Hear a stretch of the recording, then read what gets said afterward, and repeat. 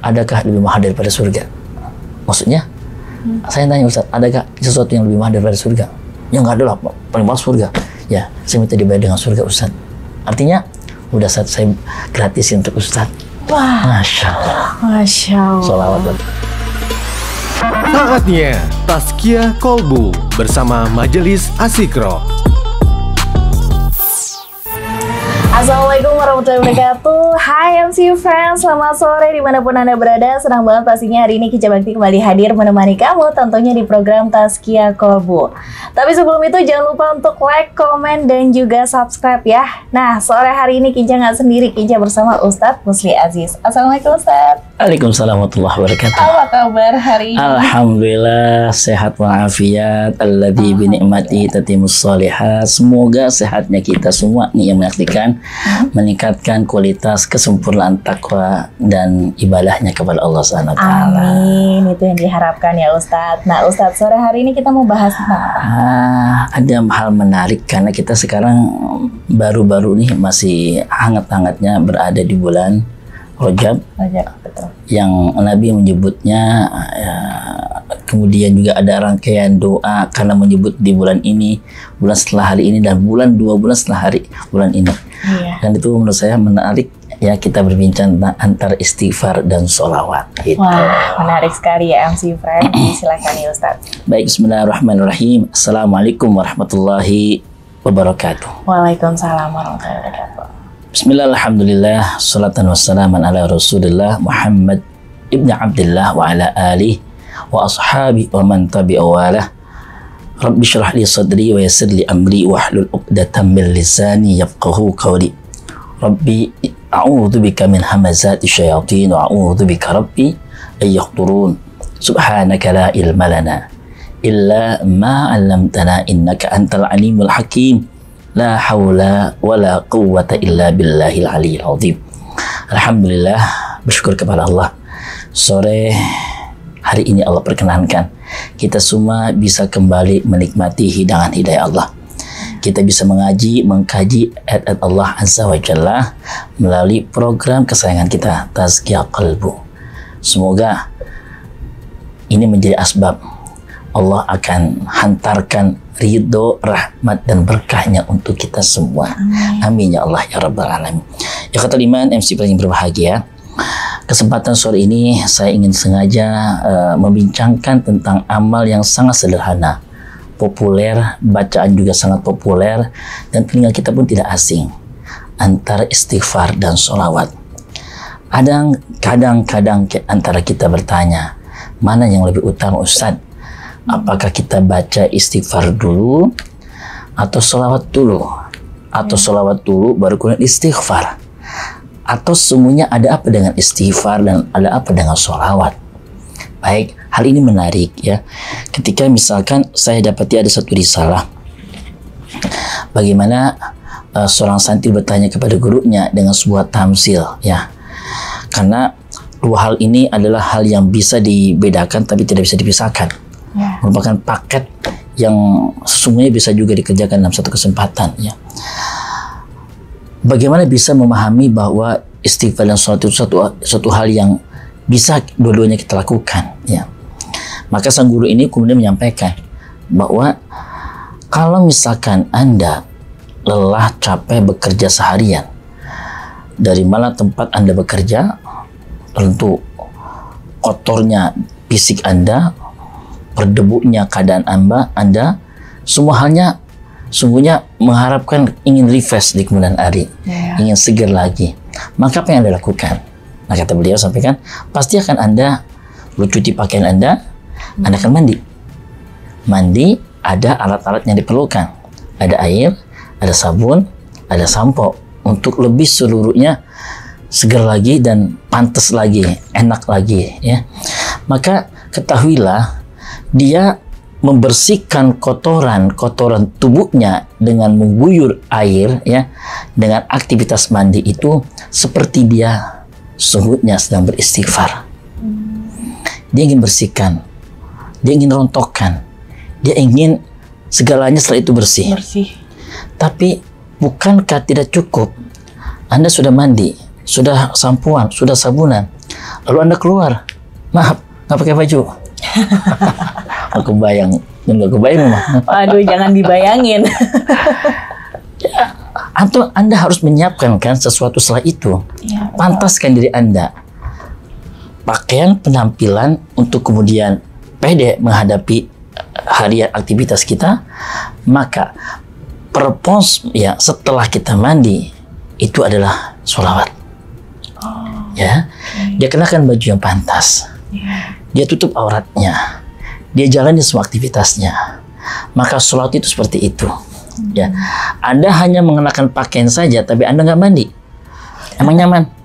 Tidak Tengket, nyaman. keti, apa itu istilah keti? Ya, intinya kita perlu bersih dulu untuk kemudian kita pantaskan dengan pakaian untuk kita menghadiri dan meneruskan perjalanan kita kemudian hari.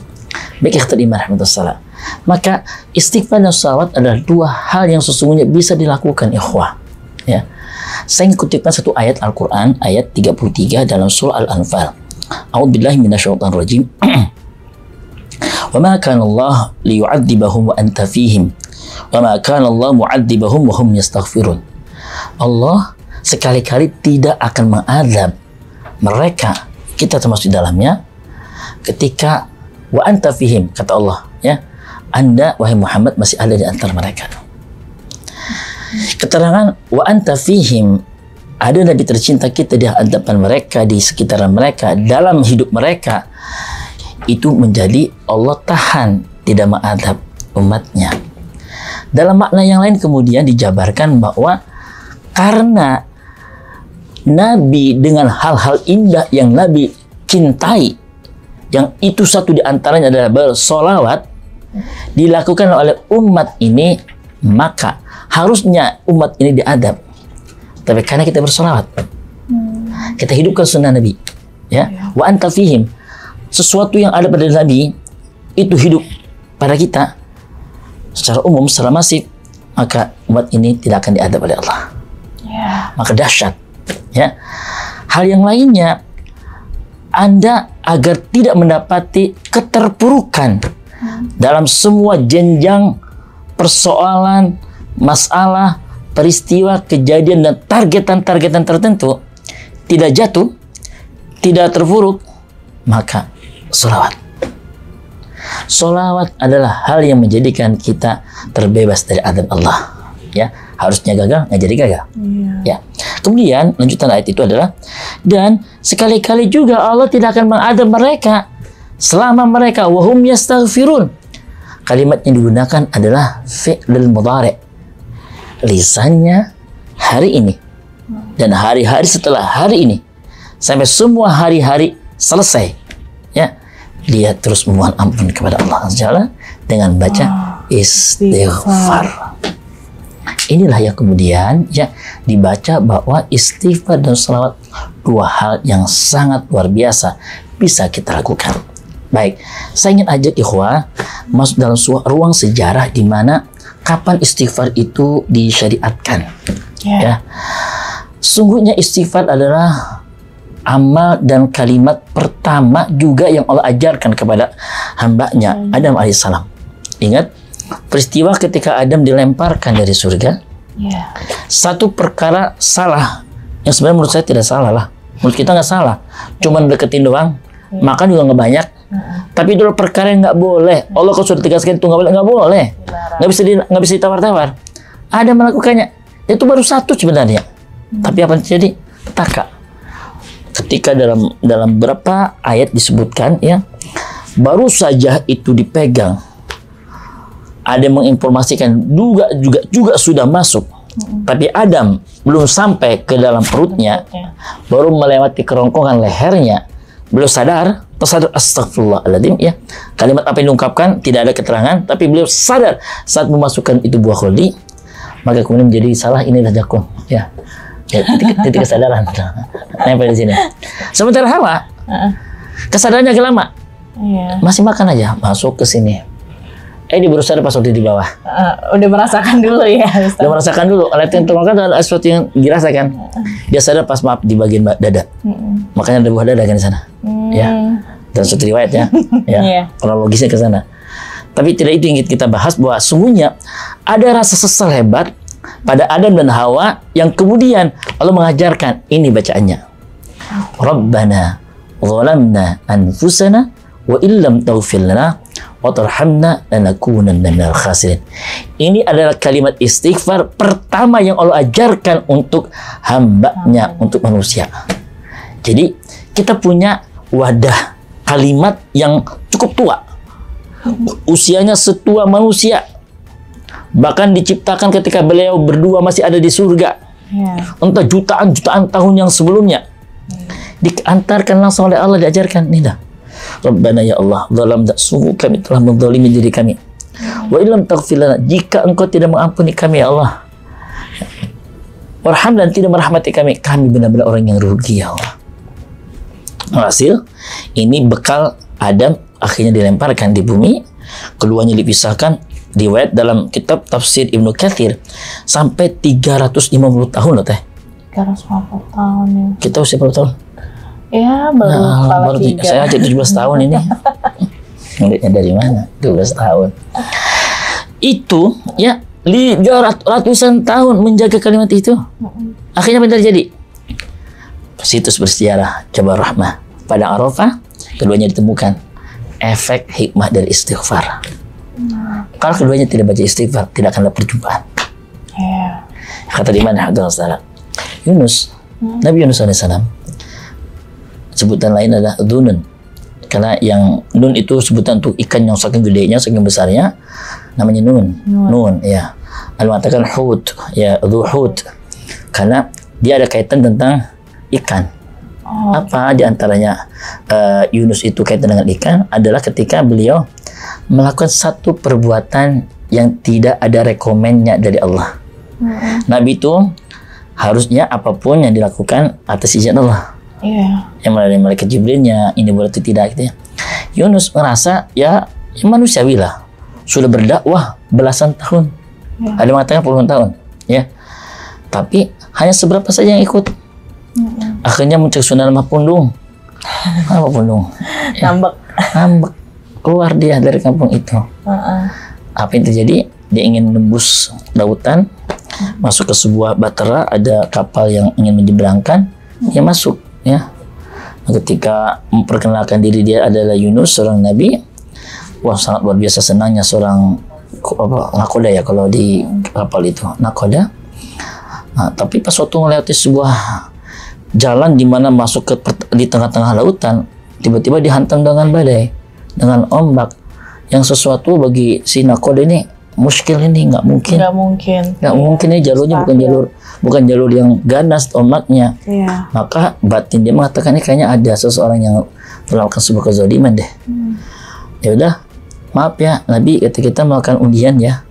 Semua menyatakan nama kan, apa yang terjadi? Nama beliau kan keluar. Nabi gak mungkin lah dia melakukan sebuah kesalahan ini, dia sampaikan maaf, katanya yang nanti ketika dia kocok keluar adalah dia pelaku maksiat yang menyebabkan kita dihantam oleh ombak badai itu. Dikocok 3 kali, nama dia keluar.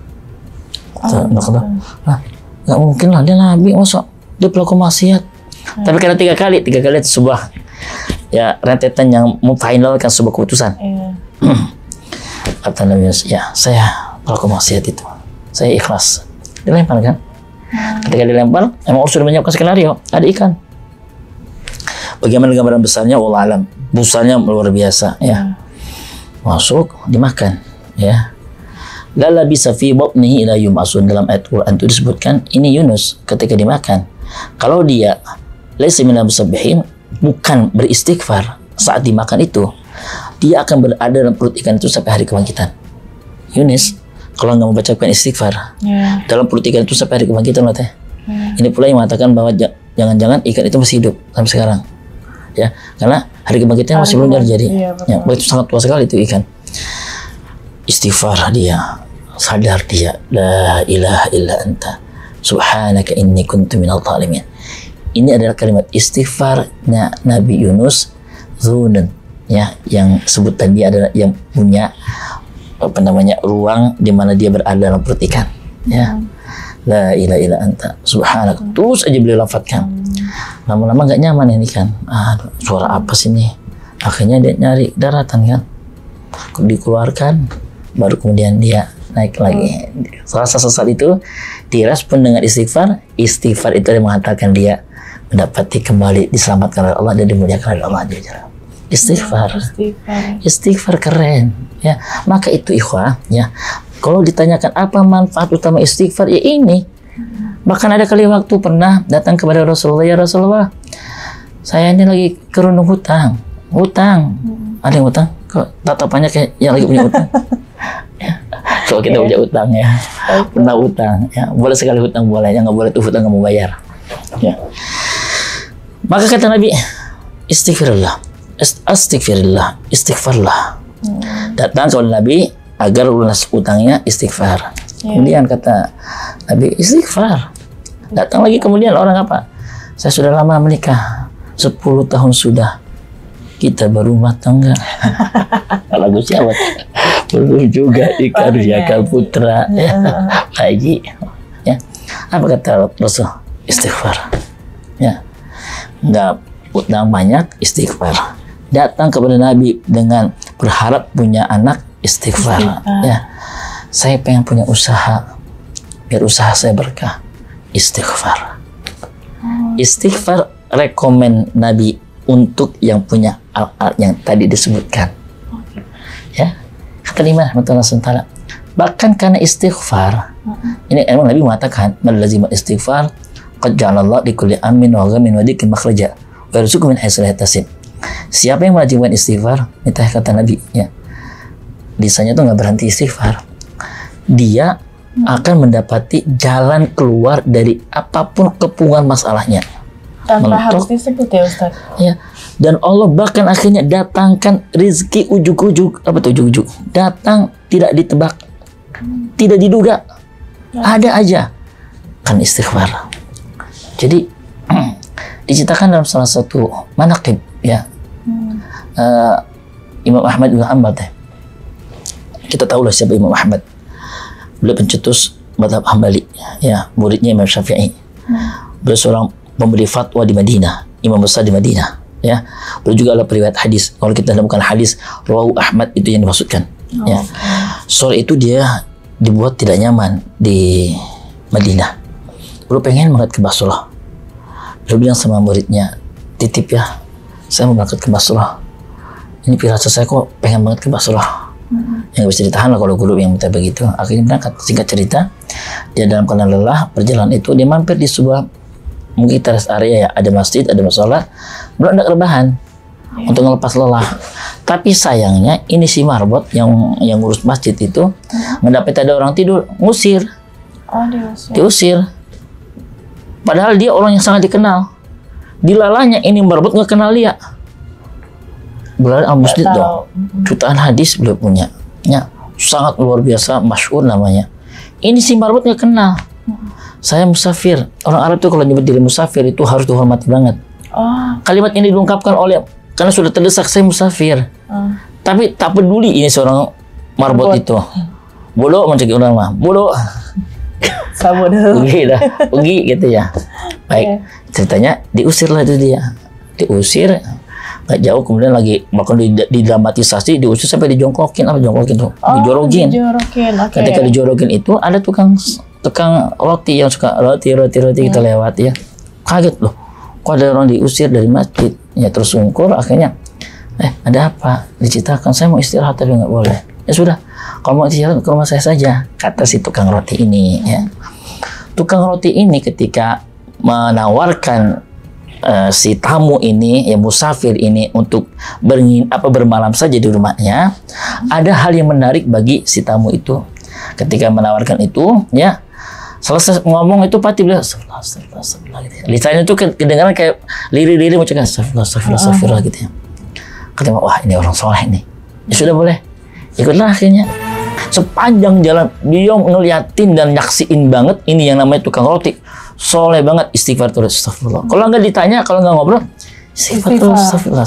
Nah, sampai akhirnya singkat cerita sampailah di rumah. Ya, saya beli rebahan begitu.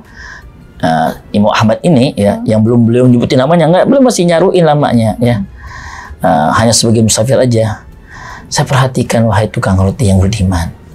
Saban saat itu Anda selalu beristighfar. Pastinya Anda sudah mendapati banyak hal hikmah dari istighfar Anda. Kata beliau, iya benar, keren istighfar itu. Lo ceritakan dahsyatnya istighfar. Tapi masih satu yang belum aku rasakan, ya, dari istighfarku yang aku bertawasul dengan istighfar ini agar Allah izinkan. Loh, kalau hadis belum paham dengan bahwa akan semuanya hajatnya dikubur segala macam itu. Makanya dia nanya gini, apa itu yang satu? Nah, apa itu yang satu? Nanya kan, ketika ditanya yang satu, sang satu itu adalah saya sungguh menjaga 30 tahun istighfar ini. Satu yang saya minta sama Allah, bisa dapat kesempatan ngelihat dan ngambil ilmunya Imam Ahmad Ibnu Hanbal. Wah, luar biasa sekali ya. Di depan siapa? Di depan? Imam Ahmad kan? Saya pengen ketemu Imam Ahmad. Saya pengen latap wajah langsung beliau. Belum masyhur banget, dan itu saya mewasilakan istighfar itu bisa ketemu beliau. Tapi sayangnya Allah belum ijabah. Imam Ahmad dengar begitu. Kan saya itu. Wallah. Dipertemukan oleh Allah. Kata beliau, wallah. Saya nggak nyaman di Madinah hari itu. Pengen banget ke Basra, jangan-jangan karena itu. Wallah katanya. Ini marbot masjid nggak kenal saya, jangan-jangan karena itu. Karena sungguh yang Anda maksudkan Imam Ahmad itu adalah saya. Luar biasa sekali ya Ustaz ya. Dan pastinya MC Fine jangan kemana-mana, masih banyak pertanyaan ya, seperti mana sih yang lebih utama, istighfar atau sholawat? Nanti kita bahas. Untuk itu stay tune terus di MC Podcast.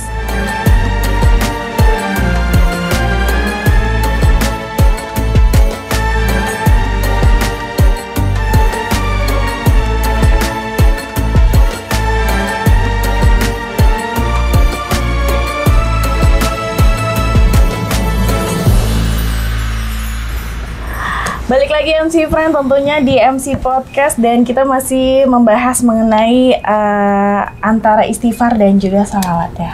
Ya baik. Tadi sempat ditanyakan teteh bilang bahwa mana lebih utama istighfar dan sholawat. Dua-duanya utama. Saya langsung jawab. Dua-duanya utama. Kan saya tadi sampaikan ini nggak bisa dipisahkan, satu paket. Satu paket ya. Ketika Anda beristighfar di malam hari, Anda juga lengkapkan dengan sholawat. Baik, saya ingin mengambil satu hadis Nabi Muhammad SAW. Ma baina du'a was sama ijab. Antara doa, istighfar kan bagian dari doa. Doa agar Allah ampuni dosanya kan. Doa agar kita dimaafin semua salah hilapnya kan. Nah, doa yang kita panjatkan berarti istighfar yang kita sampaikan itu dengan langit itu ada penghalang. Artinya Pak masih belum nyampe teh. Masih nyangkut. Masih ngantri ya? Ngantri itu kebuka sehingga melesat ketika ada sholawat di dalamnya. Oh, jadi harus diimbangi ya Ustadz ya? Itu yang dimaksudkan bahwa nggak bisa dipisahkan. Bahkan dari semua rangkaian doa kita masih nyangkut belum nembus aras. Kecuali saat doa itu disempurnakan dengan sholawat. Karena Rasul yang ngebawa nanti akhirnya. Kita kan rusak banget ya. Jujurlah teteh, coba sok jujur. Pegang handphone dengan pegang Quran lamaan mana? Handphone. Langsung dijawab handphone. Mata sebelum tidur, ya. Mata setelah tidur pertama dibuka, pertama menutup. Kira-kira terakhir waktu sebelum tidur apa yang dilihat? Pertama waktu dibuka apa yang dilihat? Handphone. Kan jujur kan? Jujur. Artinya Pak, kita masih banyak belangnya teh. Iya, betul, Ustaz. Karena itu belang-belang kotornya kita ini kita harus sucikan, kita bersihin. Namun kan persoalannya ketika kita sudah ngebersihin, harus kita pantesin. Makanya dengan sholawat. Karena sholawat hal-hal yang tak terduga terjadi teh. Ini kebetulan harus menikmati karena kebetulan dalam saat kita ngambil rekaman ini saya nanti malam akan berangkat umrah. Saya dapati di akhir kasus COVID itu kan ada namanya istilahnya karantina ya teh. Iya, betul. Kita datang di karantina dulu di hotel di Mekah itu, di Madinah itu ya. Kemudian untuk masuk ke Raudhah itu semua serba, harus steril, harus segala macam, ada izinnya, namanya tasreh lah kalau dalam bahasa sananya, harus punya tasreh. Saya kasihkan satu cerita ketika itu Hari ketiga, saya sudah di Madinah, saya masih belum bisa menembus Raudhah. Padahal semua para pengunjung Madinah, para penziarah Madinah pasti tujuannya bisa sholat di Raudhahnya Nabi, bisa doa di Raudhahnya Nabi. Karena Nabi menyebutkan, ma baina hujrati wa mimbari Raudhah. Ya, antara kamarku dengan mimbarku itu ada taman di antara taman surganya Allah. Jadi taman surga itu ada, Allah lemparkan di dunia. Di antaranya adalah di Raudhahnya Nabi. Ya. Kalau surga itu kan belum juga ngomong udah ada, itu surga. Teteh pengen apa nih? Misalkan pengen nasi goreng kebuli, misalkan yang ada pakai kambingnya gitu. Bukan kode ya, bukan kode. Ya. Itu sebelum ngomong aja udah datang, itu surga. Artinya ketika ada di Raudhah, dia ngebayangin sesuatu, kabul teh. Firasat kita tuh udah jadi kabul, ditangkap itu sebagai bagian dari doa. Makanya orang ngejar banget ke Raudhah. Nah, hari ketiga itu saya pengen banget ke Raudhah. Tapi sayangnya aplikasi yang katanya harus ngambil tasyri'nya melalui aplikasi Nusuk Etarna, saya masih loading terus. Ngedownload tuh muter terus. Apa mungkin karena banyak yang bukan apa mungkin karena banyak yang akses atau gimana. Gitu. Muter terus. Nah, malam itu saya jam 2 pengen banget ziarah ke Rasul. Kalau ziarah ke Rasul aman, masih bisa bebas. Tapi kan ini Kang Rasul ini kan Raudhahnya. Nah, setiap kali saya nengok, ya Allah enak banget yang mereka bisa dapat. Cuma saya masa nggak bisa kan, nggak bisa masuk situ. Nah, saya ingat ketika saya sebelum berangkat itu saya dapat ijazah sholawat dari Habib Naufal bin Muhammad bin Al-Idrus. Allahumma sholli ala Muhammad wa ala Muhammad karimil aba'i wal ummahat. Kata beliau, siapa yang membaca sholawat karimil aba'i wal ummahat 10 kali, maka semua hajat kayak apapun qabul. Hajat ente apa aja pasti qabul, ini kata Habib. Nah, pada saat saya bisa ngelintas itu, ya Allah saya baca ini sholawat, ya. Saya berharap mudah-mudahan kau izinkan hamba bisa sholat di situ, doa di situ, gitu ya. Allahumma 10 kali kita baca. Lalu di tempat makam Rasul, Assalamualaikum Rasul, kita duduk salam dah. Kemudian ya Rasulullah, saya pengen itu Raudhah, ya. Ngobrol aja hatinya, gitu, hati ngobrol. Ya Rasulullah, kan Rasul kan dengar, ya. Saya pengen ke situ, bantuin dong dengan doamu gitu lah. Intinya gitu lah, ngebahasain supaya komunikasi dengan Rasulnya. Nah, ketika keluar dari Makkah, saya baru tahu bahwa di ujung sana itu ada antrian untuk masuk ke Raudhah. Saya tes ombak, itulahnya ya mungkin kan masih loading begini kali aja. Pas lagi ngantri bisa. Nah, kali aja, cuma kan tetap yang namanya peralatan dan segala macam mereka sudah lebih canggih, mereka lebih keren ya. Saya masuk antrian pertama. Ya, karena ada 3 antrian. Dari sini ada 3 pos lah. Masuk. Saya masih loading aja. Ya. Ayo masuk sana lagi, katanya. Masuk geser. Kan sumpah ada bakal handphone kan untuk memperlihatkan kan, ngeliatin itu. Nah, di antrian pos terakhir, tiba-tiba saya dari belakang bukan diseruduk, ada Noel gitu ya. Nah, dia minta di depan, ya Indonesia. Saya dari Singapura gitu ya. Dia ngobrol sambil nunggu antrian nih. Saya sudah 5 hari baru sekarang bisa masuk, kata dia. Wah, hebat dong. Saya batin saya belum coba. Ngobrol aja, saya nggak ngebuka ini nih. Ya, betul masih putar aja. Lagi enak ngobrol begitu, kata Askar nih, si Askar bilang, Indulus, mana kata stasiunnya? Nah, kan di depan saya, jadi nunjukin dong. Nih, gitu. Oh, sahih, benar, masuk, katanya. Nah, saya di belakangnya, kata, dua-duanya masuk, kata dia. Dua-duanya masuk. Dua-duanya? Ya Allah, ada. Saya nggak diperiksa. Ya Allah, saya bergetar, saya menangis. Ya Allah, ya Rabb, makasih ya Rabb, makasih ya Rabb. Sampai lari saya, karena kan berumut dong lari. Allah, ya Allah ya Rabbi, nangis di situ. Pas waktu sudah di Raudhah, ya Allah, terima kasih ya Rasul, terima kasih.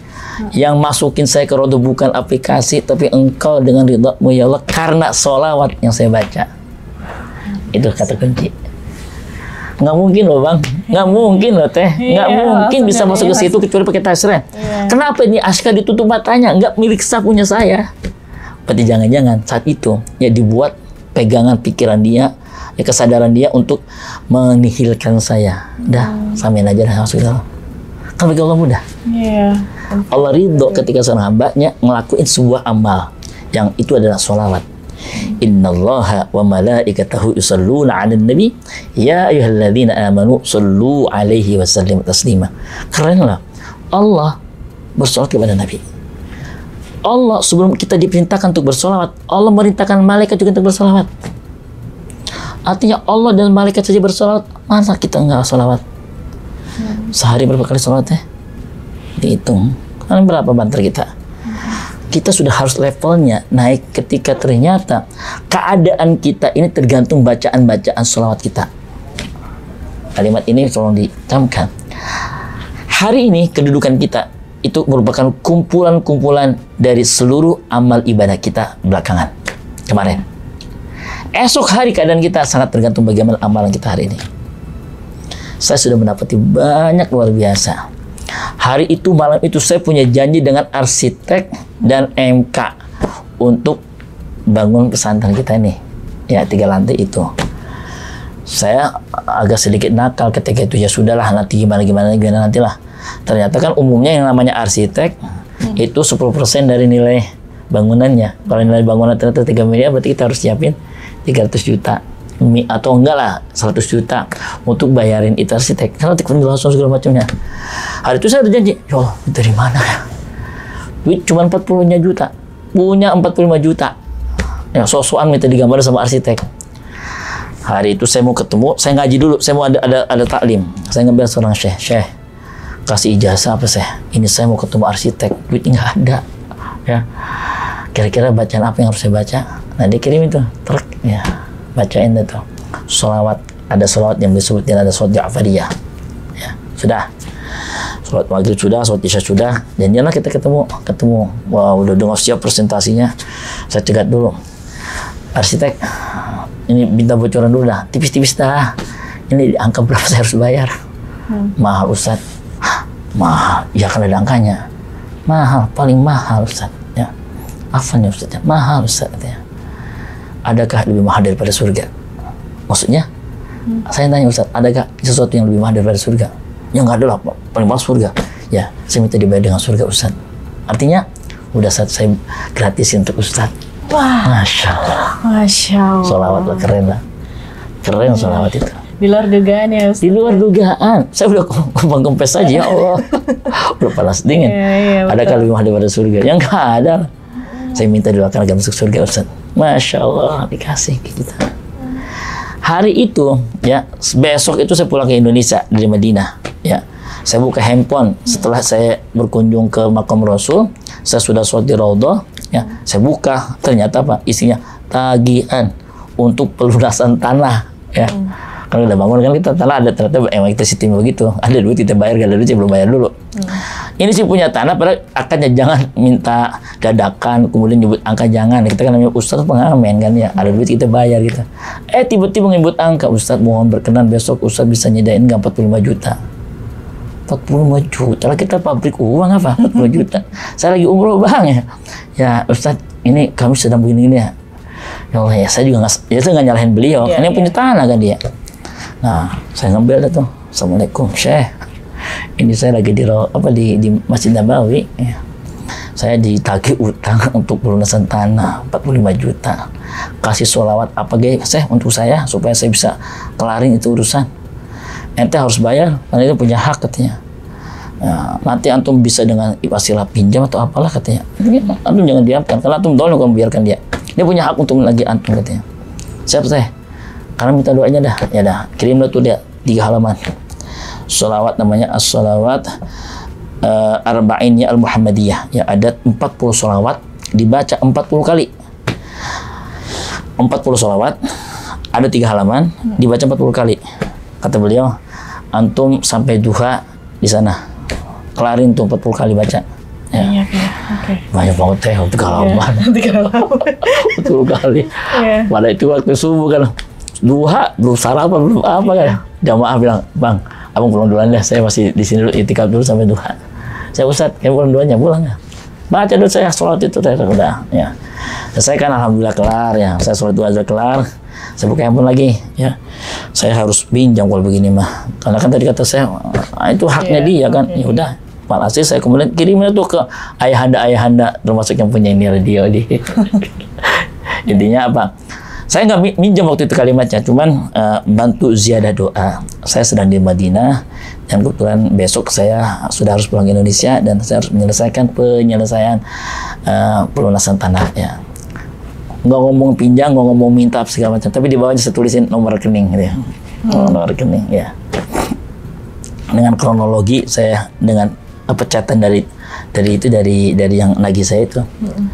Dah, wallah, selesai saya dari sholat duha, saya pulang arah ke hotel, saya buka handphone kan, Ustadz, tolong dicek ya, Ustadz tolong dicek ya, banyak masuk, Ustadz tolong dicek.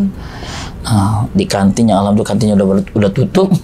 Saya ngitung jumlahnya 65 juta. Uang udah masuk 65 juta. Tadi tagihannya berapa, Pak? 45. Uang masuk 65 juta. Nggak nunggu hari loh. Tadi subuh tadi kita baca mulai, duha kelar, uang udah masuk 65 juta. Siapa yang ngatur?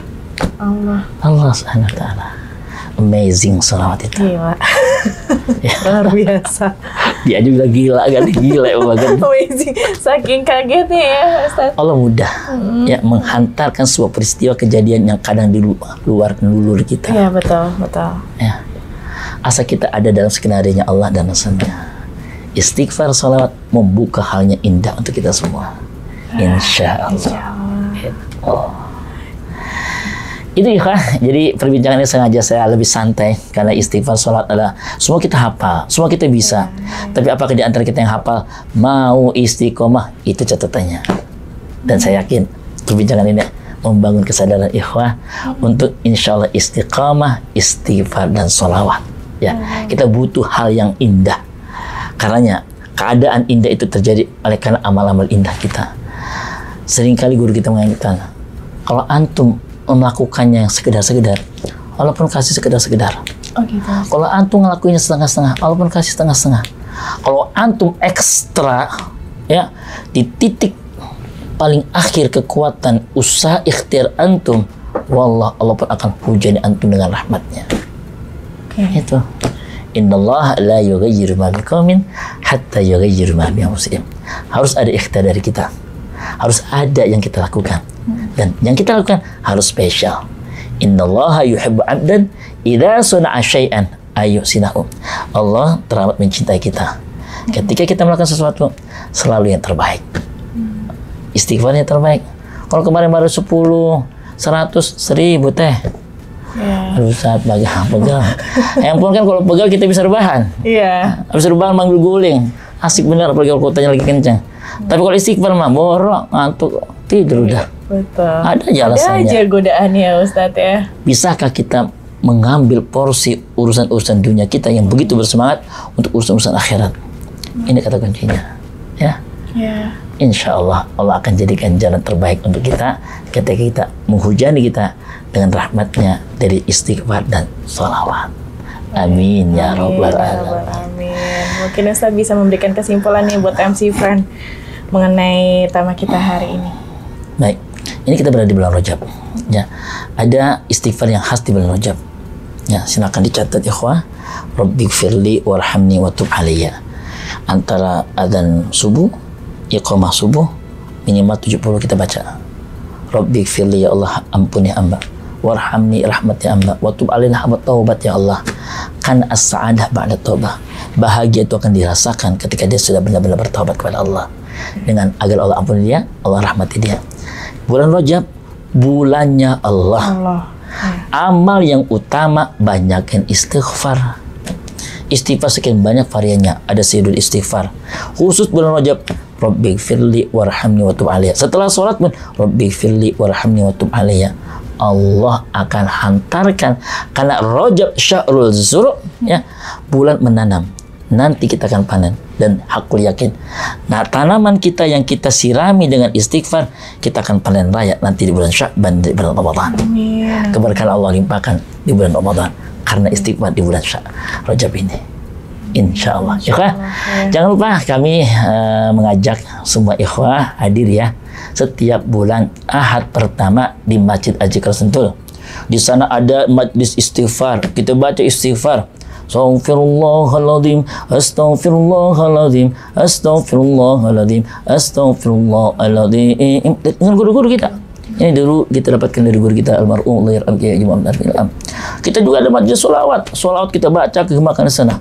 Sallallahu ala Muhammad, sallallahu alaihi wasallam, sallallahu ala Muhammad, sallallahu alaihi wasallam. Selawat kita gemakan. Wallah, pulang dari majlis itu kita dalam ridho, rahmat dan berkah Allah. Ahad kedua, silakan di majlisnya Ustaz Saifullah tuh, Qalbun Salim. Ahad ketiga di pesantrennya Tama Ustaz Abdul Syukur. Ahad keempat di tempat kami, ya, Muhammad Mursi Aziz di Citayam. Silakan hadir, berkenan waktu. Allah akan ganjar kita dengan pahala berlimpah dalam ridho, rahmat dan berkah Allah SWT. Terima kasih.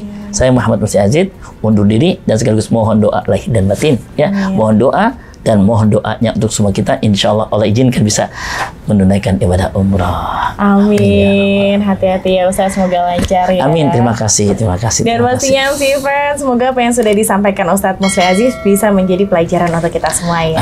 Amin, Akhir kata Kicah Bakti pamit. Wassalamualaikum warahmatullahi wabarakatuh. Waalaikumsalam warahmatullahi wabarakatuh. Demikian Tazkiyah Kolbu bersama Majelis Azikro.